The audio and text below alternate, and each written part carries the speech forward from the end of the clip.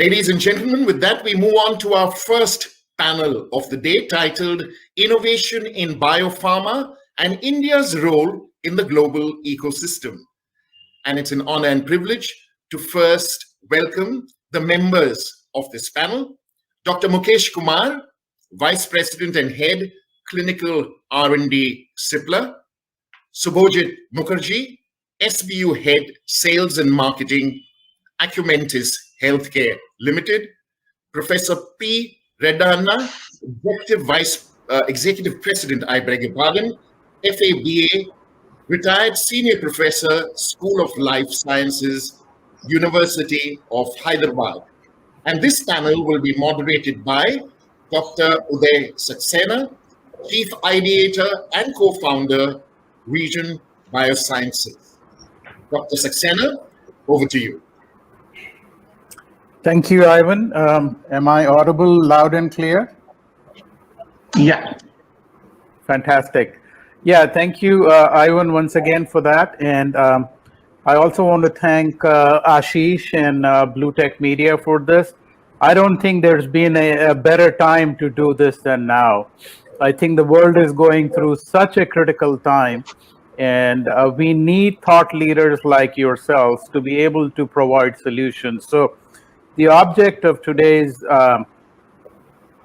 panel discussion is going to be not just articulate what you think, but let us try and arrive at certain solutions to the problems that I'm going to pose to you. So we have 45 minutes. I will ask questions for about 30 minutes and allow the last 10 minutes or so for questions from the audience. I would also strongly encourage the audience to be ready with their questions, because a panel discussion is only good if there is a dialogue between what the panelists have said and what your questions are. So please write down your questions as you hear the panelists, and you can post them and I will read them out and direct them to the different panelists. So fellow panelists, very nice to see you all. A couple of you I'm seeing for the first time. Professor Redden is a longtime guru that I've been associated with, but thank you so much for your time in coming here. So my very first question, and I'm going to start in the sequence that I see on my screen. The first question will be to Mukesh, the next to Subhojit, and finally to Dr. Redden. It's going to be the same question, but with a slight variation depending on your background. So Mukesh, let me start with you, please. As scientists, there has never been a more critical time in our lives. And I'll give you my own example. I was doing 3D bioprinting of organs, but since the pandemic, all resources that my company has have been dedicated to working on COVID. So not only is this a challenge, but I think it's a great opportunity for people like us to rise and help the nation. So this is fantastic. So let me start with you, Mukesh. India has done brilliantly at making biosimilars. We're also now doing biobetters. But the real innovation lies in introducing new products, right? So you don't have to just rely on biosimilars or biobetters, but innovation where we don't have to be the me too or followers, but we would be the first in class. India has not had any of that yet. What do you think is the reason for why India has not been able to launch, newly discovered bio products? I mean, we have done so in vaccine now, but clearly in the field of mAbs and in the field of biologics, we're still struggling with doing biosimilars and biobetters. Can you, from your perspective, is there one reason why we haven't jumped into the more innovative products? Yeah. So, good morning, all. Hope you can hear me. Yes. Yeah. Thank you. So, thank you, Ashish and team, for giving me an opportunity to express my view, and thank you, Dr. Uday. Very, very interesting question. So, I think what I would say that yes, we are on that path to really, develop an innovative product. And if you look at the India's journey in the value chain, there have been multiple steps we can take. It has been with the with the simple molecule, and same is happening with the biologics also. We started with the capabilities of the manufacturing, then formulation. Then if you see, then people move to generics, and then maybe some people are doing 505(b)(2) now. Same path will follow for the biologics also. Now we have done very well in providing solution to Indian patients by giving biosimilars and biobetters also. Coming to the innovative products, well, innovative products, there are a couple of things. One is it's a long journey. So if you have to develop a innovative product, the journey is maybe at least 8 to 12 years. One is that we have to have that patience.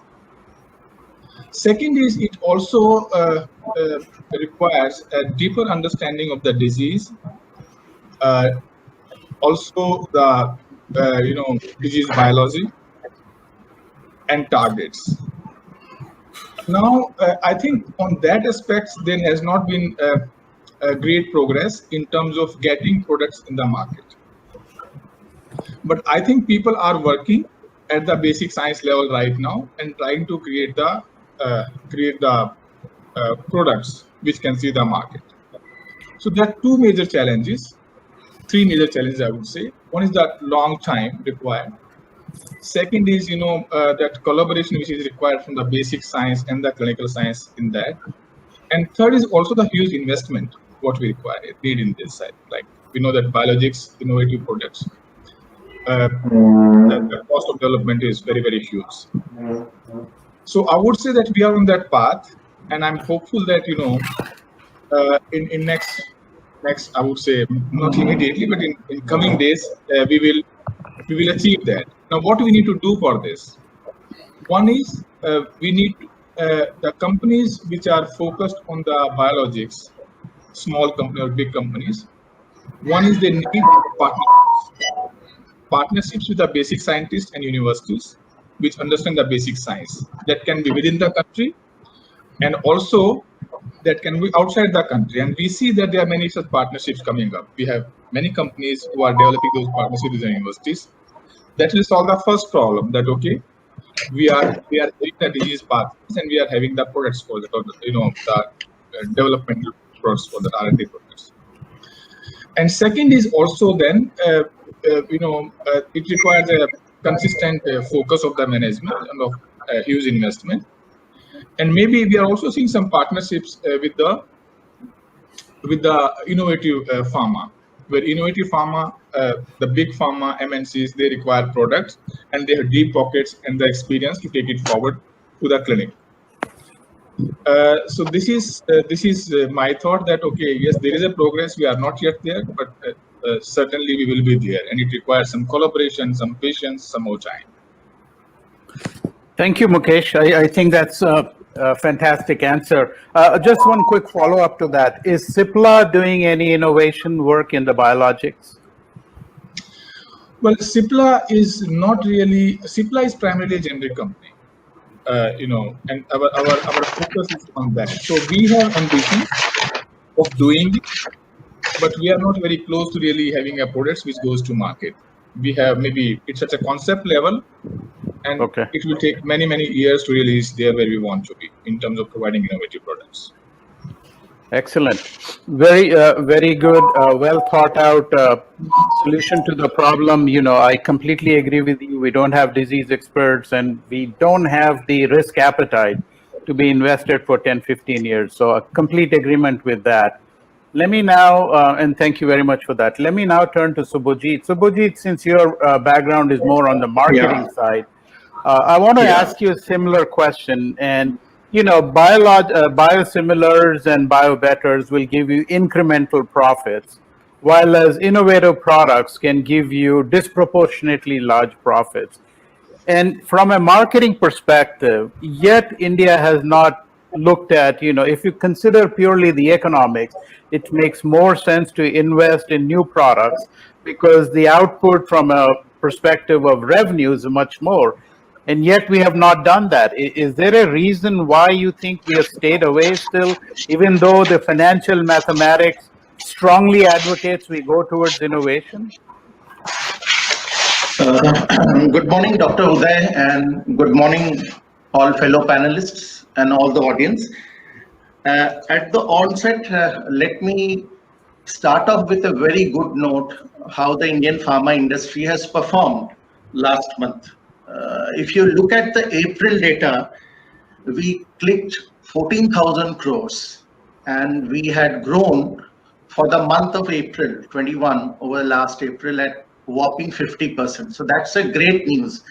So if the same trend continues the way we have performed in April, we should end this year at 1,68,000 crores, which is in fact 21,000 crore than last year. So that's a great news to start with, I think. So as far as your question is concerned, Dr. Uday, that biologics, India is more into biosimilars, as you have rightly said. And if I have the data with me, I was just going through the data. Interesting data is that by 2025, Indian biosimilar market will be $12 billion and the world market will be $35.7 billion by 2025. So it means we will be 1/3 that of the world market. So biosimilars is definitely driving the Indian market. There's no doubt on that. And the reason is that biologics are expensive to produce. It takes a number of years to do the research, and the expenses are very much on the higher side because in India, the big problem is the affordability. That is a big thing. Access is a big problem. Insurance coverage is a big problem. Now, the point is, say in India, there is a biologic and there is a biosimilar. The insurance company may cover the biosimilar because maybe it is 40-45% cheaper than the biologic. It may not cover the biologic.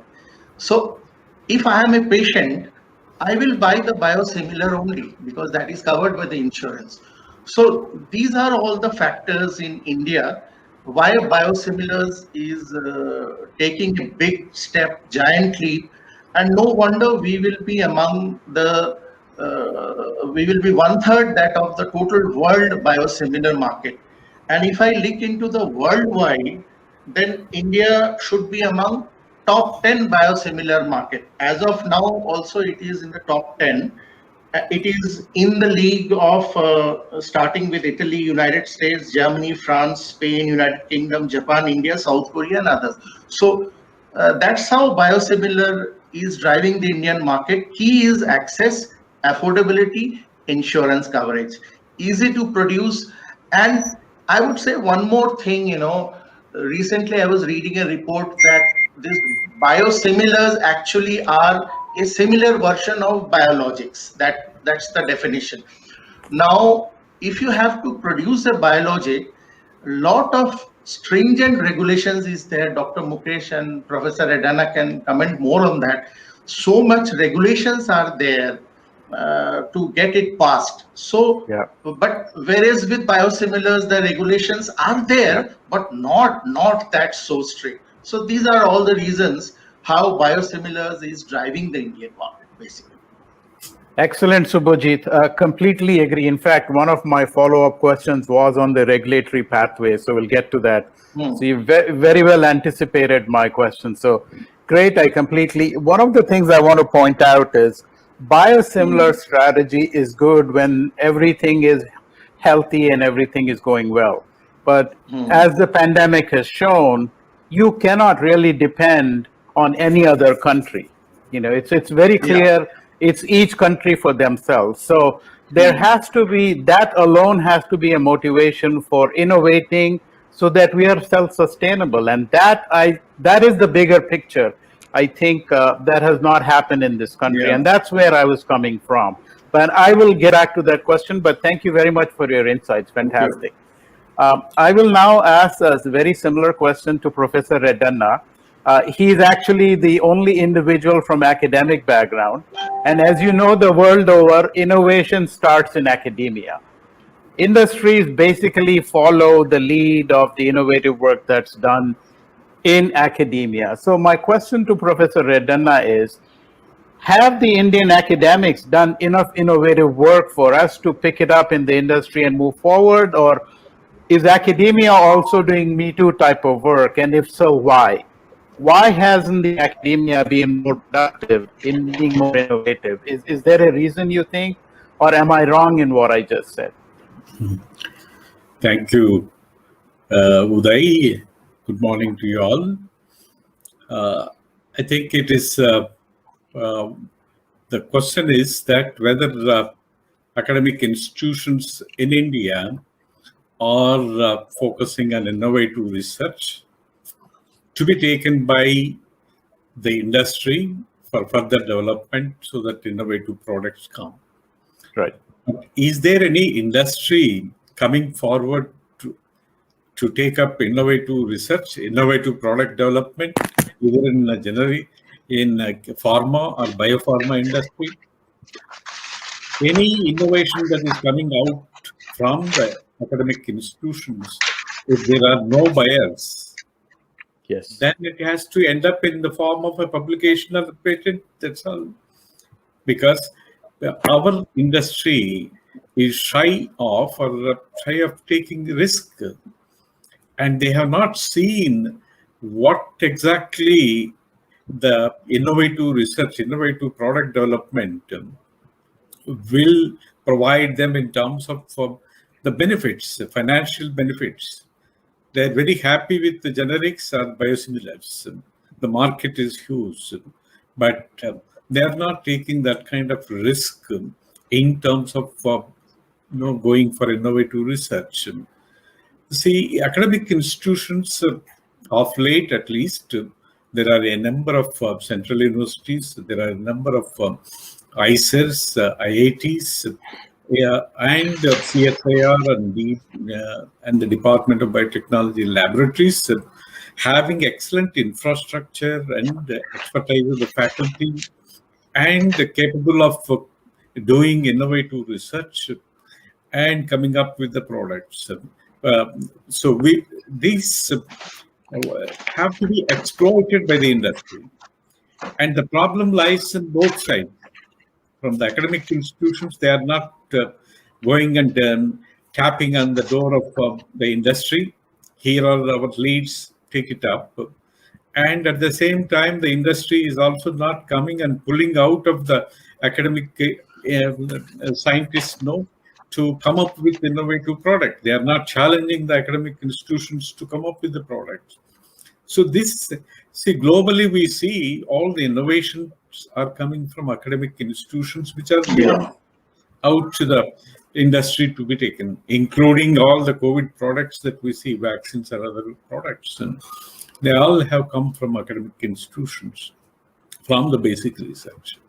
But somehow the problem lies from both the academic institution side as well as from the industry side. And another major point that I think they were telling, understanding the disease pathways is very critical in order to come up with the lead for any lead target for a novel target for drug development or maybe kind of thing. But for that, in academic institutions, systematically, the medical research, hospitals is totally isolated from the basic science research. There is no university, no IIT, no CSIR lab or DBT labs which are having the medical faculty and hospitals. So that is very critical to understand the disease pathways and then come up with innovative targets. Somehow that is a major lacuna that is there on one side. And the other one, as I said, our industry is not ready to tap the innovations that are coming out from the academic institutions and then move forward. Brilliant answer, Professor Redden. I was actually very thankful that you just didn't blame the industry but you're blaming both the industry and academia. So thank you very much for that. For a minute, I thought all the blame was going to be on us, but completely understand, and I think it's a very well articulated answer. My next question, and I'll go back to Mukesh on this, and please try and answer this question without being political, because we are on a show that's non-political. As I mentioned before, I think one of the things the COVID pandemic has shown is the country needs to be self-dependent. We cannot rely on other countries to say, if we needed remdesivir, they're going to send it to us tomorrow, or if we needed, something else, they would send it to us.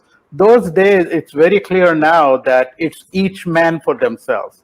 Even the United States has stockpiled the vaccine enough for 3 times its population, and so they are not relying on any third party for it. So my question to you, Mukesh, is should India also follow a similar mandate here? India's problem is we need affordable medicines as well as we need innovation. We're kind of catch-22 situation. In the US, if you have innovation, you make money, but here you have to be innovative as well as you have to have affordability. Should the government in such difficult times mandate the industry to say you have to spend 50% of your time doing this product for the country, and that's all you should do for the next 2 years? For example, interferon gamma, which is a very expensive product that is required for the COVID treatment. Should the government, for example, mandate and say, Cipla, why don't you just spend 50% of your R&D just on doing that because the country needs it? You think a mandate like that is what is required now? Because we don't have companies still coming forward to innovate in this space. So what is your opinion on how do we move forward on being innovative during these times of crisis? Yeah, thank you, Dr. Uday. Great question. So maybe I'll answer this in 2 parts. One is what you started with, the examples of the situation right now in COVID's context. This is an extraordinary situation, and here I think there are 2 parts. One is really doing the science together, developing new products, and then making the products available. I think we as a country or anywhere in the globe, right, we have to have focus on both. One is we should have the products which are available. They should be stockpiling of that. And I think US certainly have some policies like this, that they anticipate what kind of problem can come, and they have those contracts ready. They support those industries. Let us say for the resistant organisms, right? They support industry by providing them financial support, and also maybe some buy some stocks even when there are no patients. So this is I think the first part of that. Second part is on the innovation. So, see, innovation and developing products, it cannot be reactive. There has to be a policy. There has to be a strategy. This is long term. On this, I think you said rightly. We need to work together. They should be focused. And the focus now, I think we spoke about industry. Dr. Redden mentioned about the academia, and then you brought in now the government, what role they have to play. In my view, all these and maybe more, they are part of an ecosystem. I think just a mandate will not help. There has to be a focus on creating an ecosystem where people come together, they support each other, we create an ecosystem, and that ecosystem is not just about finances. It starts from the science, it starts from talent, it starts from infrastructure, and then also bringing people together, and then also supporting the innovation with some rewards. Now, let's take a step back. Why, if you see all the drugs, what we are seeing, all the medicines, what we see, most of them, they are first developed in US, right? Even before Europe, right? So whenever anybody is developing a product, they first think of US, and hardly you'll find drugs which are not developed US focused. And the reason for that is that that US government, they have some policies of supporting the innovation. Same thing when I was working in Sanofi and I worked with my colleagues in Japan. Japan also has a similar policy. China is also coming with the same policy, that they have created an ecosystem, and then they are supporting, all these partners, academia. They help them, giving the funds, creating infrastructure. They help industry. Not only, when the product is market, they ensure that they get the return even before that, doing development also. Now coming back to India, I think government is taking steps in that. There are multiple initiatives I see where they are focused on creating those ecosystems at all the levels, starting from, I'm a physician, so I'm in touch with, and I primarily work in the clinical research. So government is focused on creating a framework for clinical research. I think there has been a lot of development in that area. Second is government also has a framework where they are supporting creating new sites, regulatory framework, training investigators, supporting also funding the academic institutes.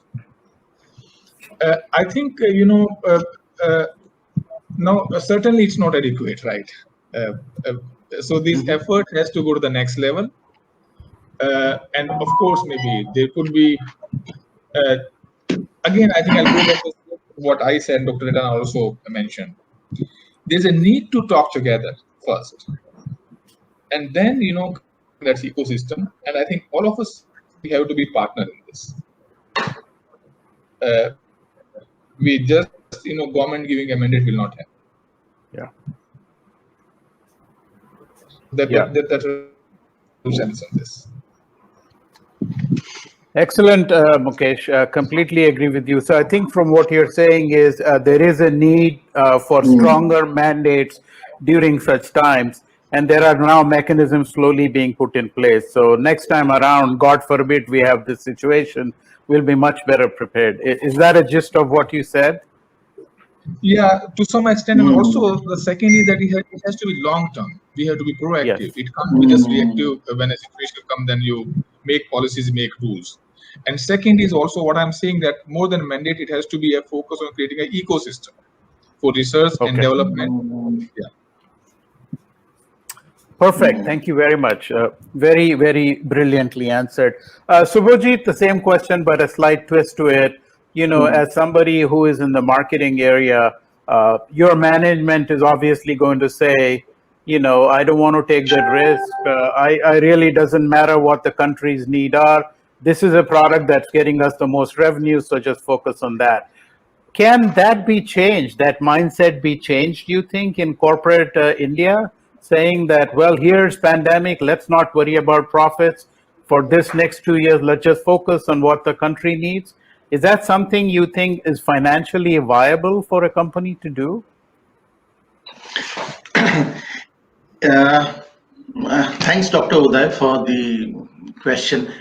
Wonderful question. In fact, the government has to step in forward in a big way, because I'll tell you, end of the day, as the head of sales and marketing, it is important that we achieve the necessary EBITDA, and that's how the company runs. There's no doubt on that. Now, the point is that if the government gives leverages, I'm sure companies will rise to the occasion. There's no doubt on that. Now, I'll tell you I'll come back to the biosimilar market. Now, till some years back, India was the first country to approve a biosimilar product way back in 2000. So India took the first step forward in the biosimilar market. That's point number one. Point number two, we have 70 biosimilars approved in India right now. So that is again, the companies are coming forward, and biosimilars also need a good expenditure. So they are coming forward. The third point is, yes, we are not coming with biologics because, as Dr. Mukesh and Professor Redden can comment more on that, it needs a different perspective altogether in terms of the cost, number of years involved, government support and all that. Maybe if that is there, I'm sure things will happen. Now, you take the case of even Serum Institute, when Adar Poonawalla expressed that he needs 3,000 crores to ramp up the production. And the government gave, and I'm sure next month we'll have 1.5 times the dosage of Covishield that he is manufacturing now. So if the government gives that required support, I'm sure they can rise to the occasion. Now, there is one more data I'll just tell you.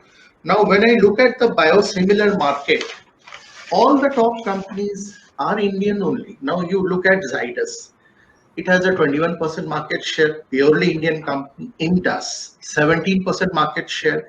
Emcure, purely Indian company. Incidentally, I worked there earlier. Biocon, 6%. Vocart, Dr. Reddy's. Mylan, of course, is the multinational. Hetero, Lupin, RPG Bonds, Life Sciences. So together they control 75% of the market. So that means Indian companies have risen to the occasion, and the way the biosimilar market is growing, that is testimony to that fact. And 70 biosimilars are being sold in the country. That is a testimony to the fact.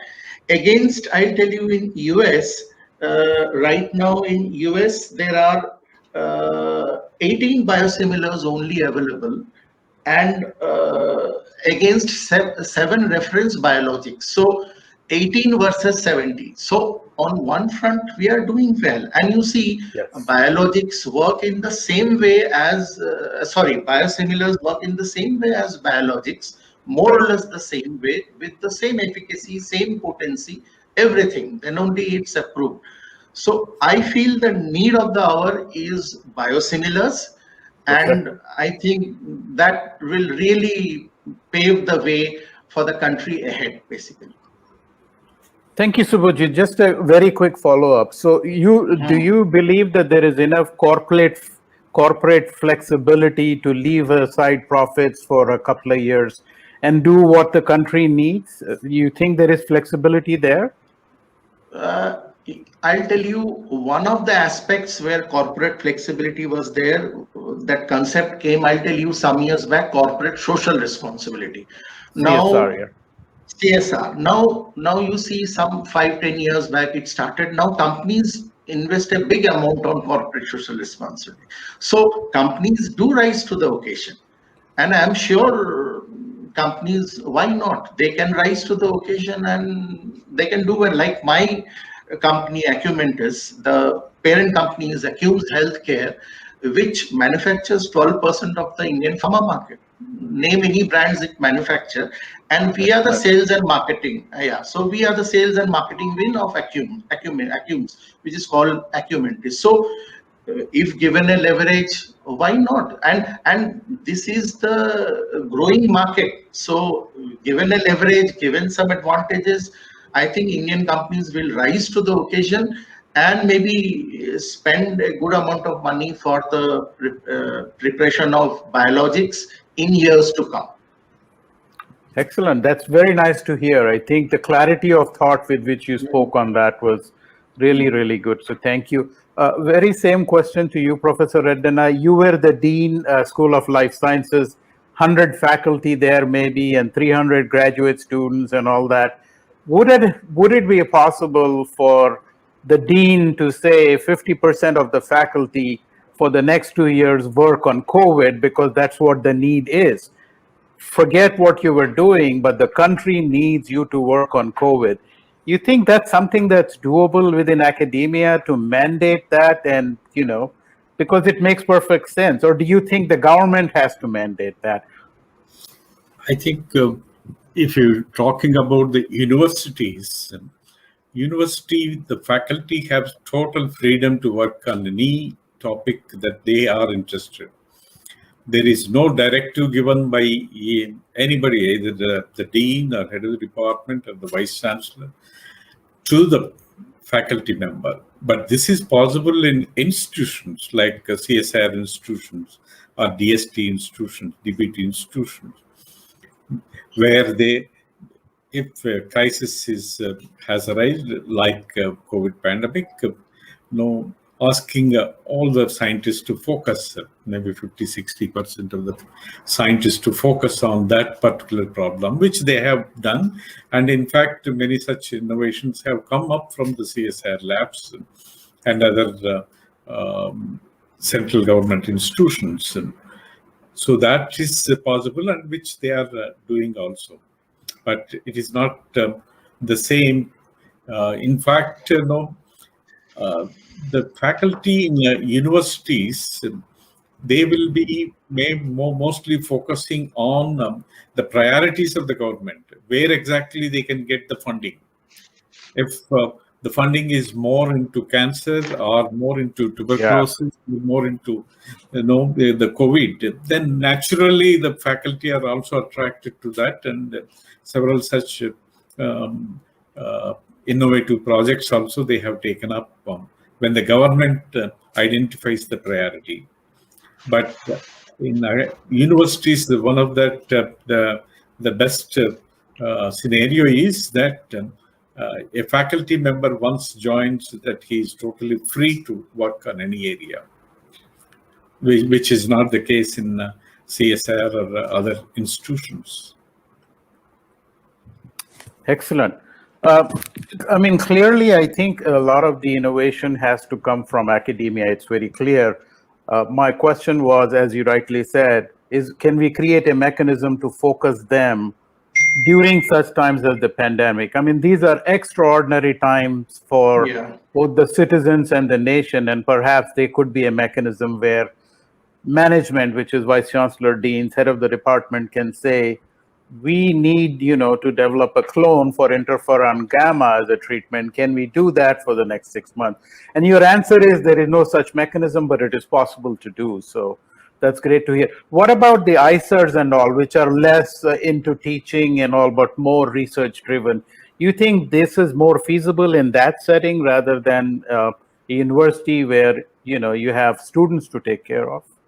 See, ICERs, IITs and the universities, all of them are working in the very similar teaching and research are the priorities, but the faculty are given the total freedom. But the faculty research is also driven by the national priorities that are there. Mm-hmm. But there is no mechanism to direct a faculty member towards a particular research. But if the funding is coming, naturally you could bring all of them together towards that. The funding ultimately is the attraction towards them, the particular research. Because in any of the universities, including central universities, there is no mechanism of funding the faculty for a direct research, including the Vice Chancellor has no funds. It is only the funding that is given by the agencies like DST, DBT, CSIR, which drives the research component. But universities have no money to give to work, direct them to work in any particular area. Yeah, completely agree. And I think the government has reacted brilliantly. I know there is so many COVID-related grants that are out there, that I have applied for. So I think the government's reaction this time has been fantastic. There's a national biopharma. There's at least half a dozen COVID-related grants also out there. So there are opportunities for academia and industry both to apply for those. So beautifully articulated, Dr. Redden. I'm actually going to move to the last question. And I see a lot of questions being posted on the chat. I don't know how much time we will have, but my last question really is a very, it's more of a fantasy question. And I'll begin with you, Mukesh. If there was one thing you had to do to improve innovation, suppose you were for lack of better word, the country's, the boss of the country, and there was one thing you could do to improve biopharma innovation in this country, what would that be? I mean, just one thing that you would want to do.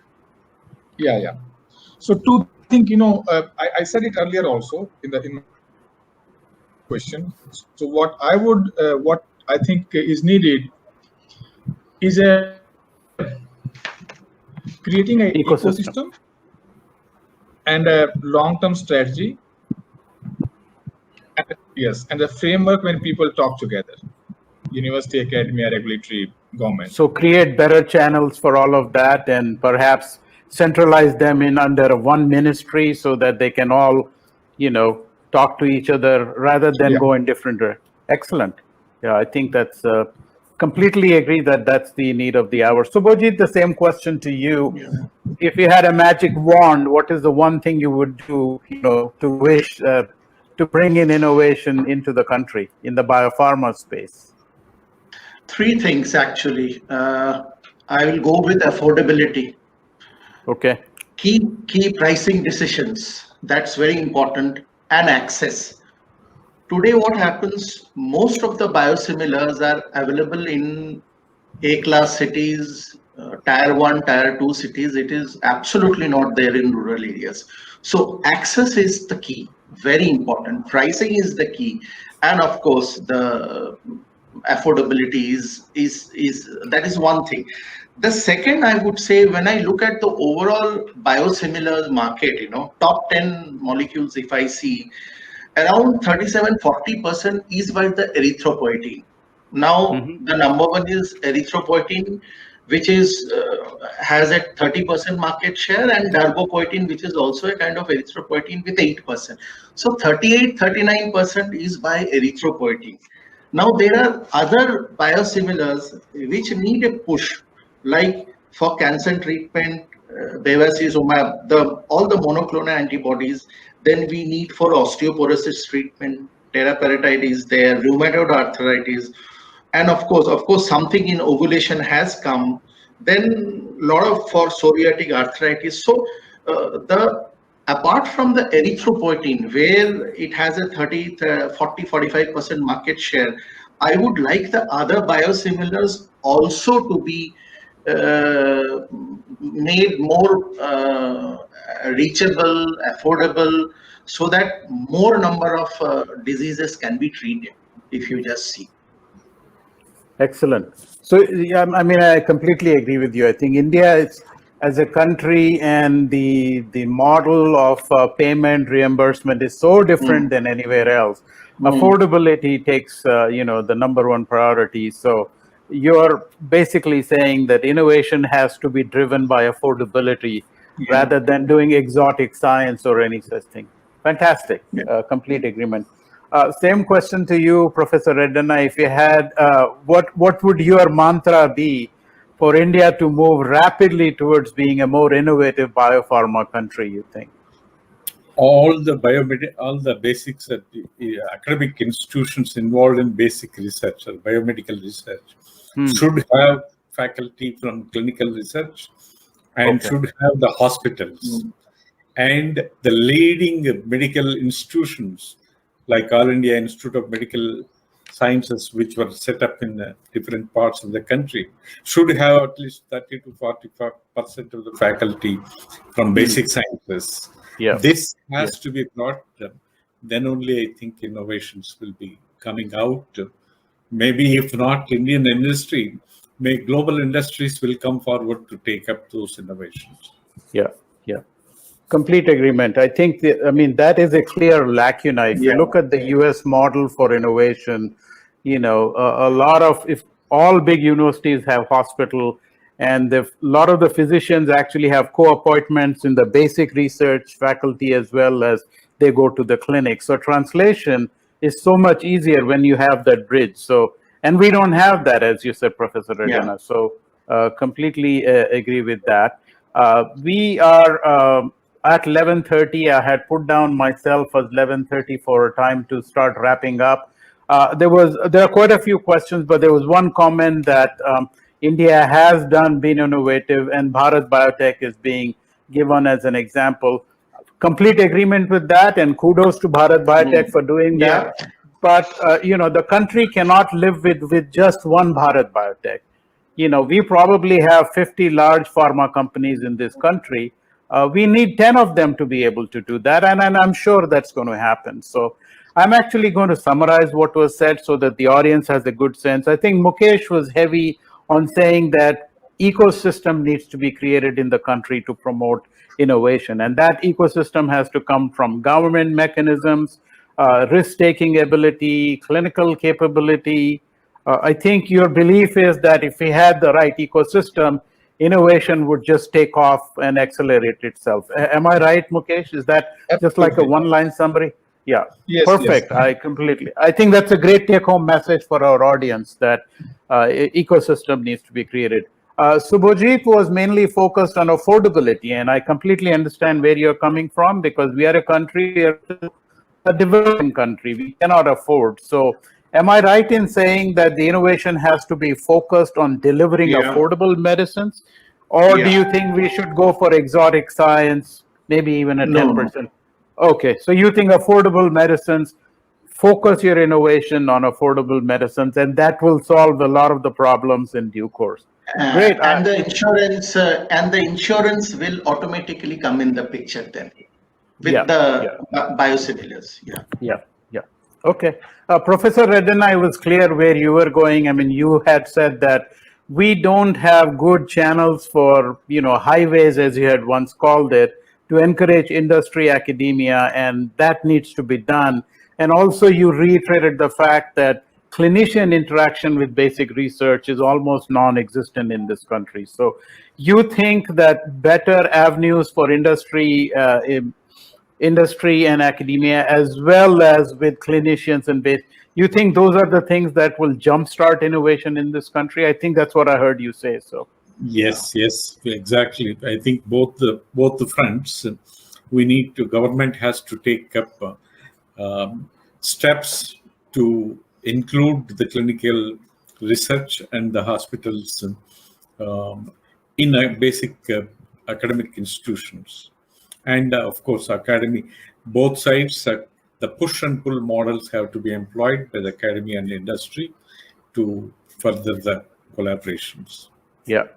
Well, I think these are very good take-home messages for our audience, and some very brilliant insights from the research side, from CIPLA, and from a marketing and affordability from Subhojit, and finally, Professor Redden. You're probably a pioneer on encouraging academia industry, because a lot of academics don't think like the way you do, that it's important to connect with the industry. I mean, translational research, the definition is that, right? What you do in the lab has to translate into helping fellow human beings. So I think some of the thoughts you have said there. I also want to, I know a lot of work is being done in CIPLA. I don't want to leave CIPLA out for what they are doing. Umang Vora is a good friend of mine, so please give him my best. And I think you're doing some really, really good work. Ocumentus, can you just give us 1 minute on what Ocumentus's effort is towards COVID? Like just one thing that you're doing right now? Yeah. I don't know enough. That's why I'm asking you. So. Oh, yeah. We have 13 plants. They are all located in Haridwar. And of late, last 1 month back, we have opened a COVID care center in Haridwar, which is a 250 bedded hospital, which is running free of cost with all oxygenated beds, ventilators. And we are primarily catering to the Uttarakhand belt of Haridwar and all the nearby belts. And so that is one way we are helping in a big way. That is with the COVID care center. It's a 250 big hospital we have made. Wow. And and of course, the second thing, apart from donating to the PM Care and all, I would also take one case of innovation, one molecule, I'll tell you, favipiravir. Now you see, now last month, one of the brands of favipiravir became a 300 crore brand. That's by Glenmark. Now the point is, all Indian companies jumped to the occasion, manufactured a great deal of favipiravir, and that is being used by patients who are in the house. It's for mild to moderate cases. So that's also a case of innovation. When given an opportunity, with a little bit of government support, you look at favipiravir, we have done that. And even if the government would have opened up for remdesivir today, remdesivir would have been available in plenty. So it's like that. Maybe government didn't anticipate the use of remdesivir so much. So that's how it went out of here. So Indian companies do rise to the occasion, and they're doing a lot for it. And one more example is all pharma companies are working now. Yes. The entire supply line. I am in the office right now because that's the way to maintain the supply line. So Yeah. that way, and if you see COVID 1.0 and 2.0, the supply line of pharma is not disturbed in COVID 2.0. True. Very true. So Very true. that's in a big way the pharma is coming to the Yeah. Thank you. And I know the work that Professor Redden does is, he was the founder of a BioNest incubation center at University of Hyderabad, where my company is incubated, and a lot of us are actually working on COVID. So he has had a massive contribution to work towards COVID. Also, the Faba Academy that he has started, which educates students during this downtime. Maybe you can take 1 second to talk about your efforts during COVID with Faba Academy, Professor Redden. So the Faba is a non-profit organization established in 2005 to provide a platform for academy, industry, and government bodies to come together. The flagship event of Faba was the BioAsia, which has been happening in Hyderabad for the past 16 years. And we felt the gap between the academy and industry in human resource development. Industry always complaining that the students coming out of the academic institution do not have the expertise that is required in the industry. And industry also, these are the problems. And after observing this, we thought that we should provide a platform to provide that kind of skill development activity. Faba Academy was established in last BioAsia, that is February 2020. And this is providing a kind of career guidance for the students and also skill development activities that are required by the industry. The various techniques that are required, which are identified by the industry, and then we are providing such kind of training in academic institutions like university or Dr. Reddy's Institute of Life Sciences, CCMB, IICT. Like, because of COVID, we could not take up hands-on training, but right now we have started the online platform. Several workshops were conducted.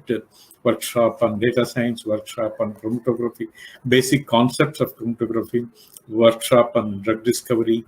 Another workshop is coming up very soon on biologics and biosimilars, the upstream and downstream technologies that are required in the biosimilar biologics industry. So these are some of the activities that we have taken up under the banner of Faba Academy. Brilliant. I want to finally acknowledge Mukesh, Subhajit, Professor Redden. Thank you so much for your time. I think your insights have been brilliant, and they were very clear take-home messages for the audience, which is, a lot of the time the panel discussions are all over the place, but here we had clear guidance on how to improve biopharma innovation from all three of you. Really, thank you very much. I look forward to working with you, not just in panel discussions, but perhaps there is highways that we can build together, as Professor Redden would like to say. So I will be in touch with you, Mukesh and Subhajit, to see if there's something we can do together. I also want to thank Ashish and Blue Tech. Ashish, you've been very gentle but very persuasive. I know you keep tabs on us. First thing I see in the morning is a message from Ashish saying, we are 1 day away, we are half an hour away. So very well done, Ashish. I thank you very much for inviting me as well as these esteemed panelists to do this. I'm not taking any questions because we've run out of time, but want to acknowledge again all the industry in India that's has risen to the occasion so brilliantly. I don't have the time to mention all the names, but clearly Bharat was the standout, so I mentioned it. But thank you very much, and I'm going to hand it over